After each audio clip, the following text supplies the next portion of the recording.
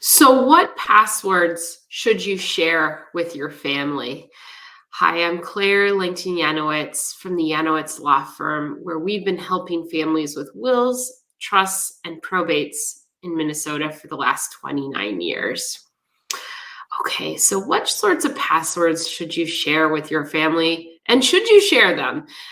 So, this is something that I run into quite a bit when people pass away, and that is people are more and more storing more things on the great World Wide Web. And so, when someone becomes incapacitated or deceased, family members might get locked out of a lot of really important accounts. So, I wanted to make a movie about what sorts of accounts should you consider sharing with your family.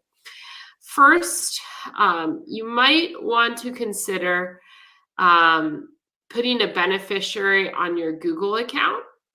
Um, Google includes all sorts of different facets. You've got Google Drive, you've got Gmail, you've got Google Photos, and there's more in your Google account. And Google is set up so that you can actually put a beneficiary on your account, and you don't have to give that beneficiary access to your entire account.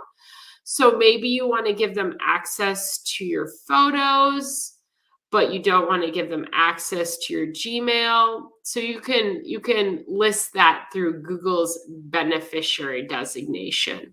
And how that works is it'll say, well, if you don't log into your own Google account for X period of time, and you can pick what it is, 30, 60, 90 days, that essentially your beneficiary will get an email with whatever information you decide to share with them.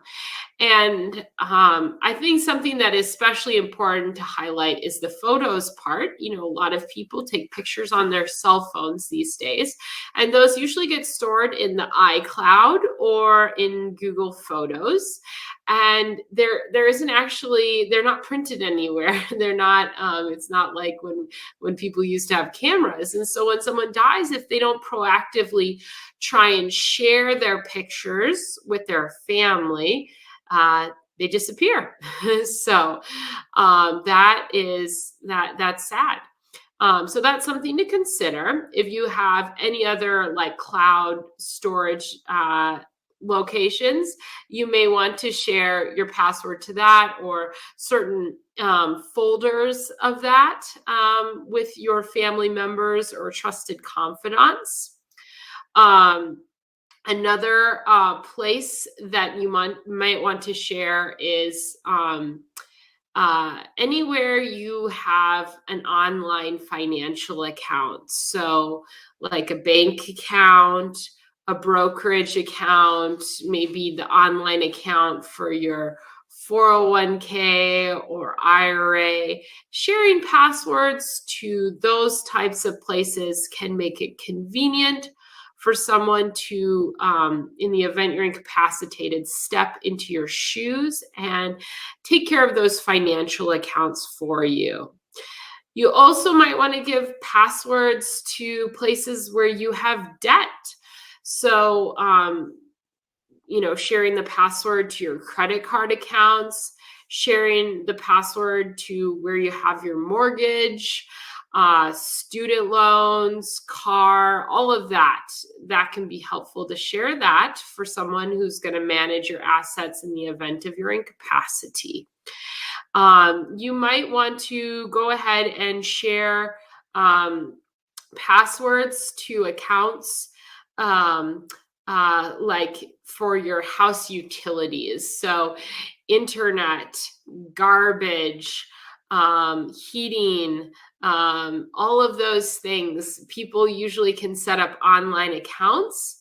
And sometimes if you don't share that with your family, and your family's, needing to make a change on your garbage company, they might ask for quite a lot of official paperwork in order to talk to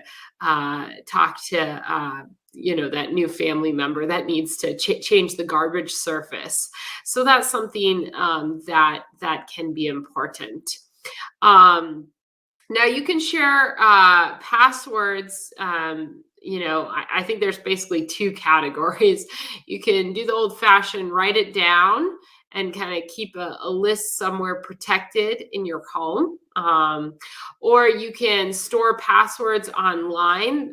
There's various different password storage companies like LastPass or Password One, where you store your passwords online. And then often, and in a lot of these password online storages, there's ability to share just like password by password accounts with family members. Or sometimes you can create like a folder where all the passwords in this folder are shared with these different family members.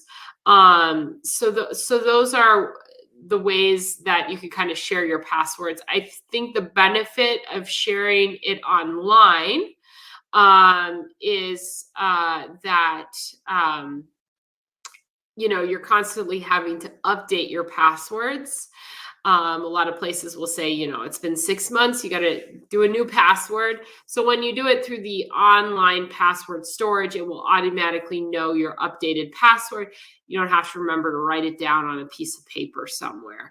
So, of course, people have concerns about hacking and things like that. So I'm not making a comment. I'm a lawyer. I'm not giving IT advice right now, but these are different ways you can share your passwords.